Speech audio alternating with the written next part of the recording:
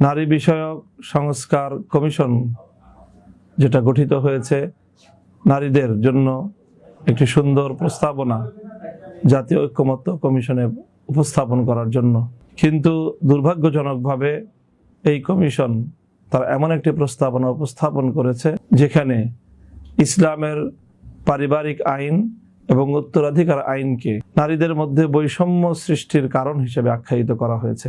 এই প্রস্তাবনাটি শুধুমাত্র ইসলাম বিরোধী নয়, বরং ইসলামকে কটাক্ষকারী এক চরম ধৃষ্টতাপূর্ণ একটি প্রস্তাবনা। এজন্য হেফাজতে ইসলাম বাংলাদেশ স্পষ্ট দাবি তুলেছে এই প্রস্তাবনা বাতিল করতে হবে। শুধু প্রস্তাবনাই নয়, বরং এহেন ধৃষ্টতাপূর্ণ কটাক্ষপূর্ণ প্রস্তাবনা যারা বাংলাদেশের মতো একটি ধর্মপ্রাণ মুসলমানদের দেশে করতে পারে, সেই নারী কমিশনকে বাতিল করতে হবে।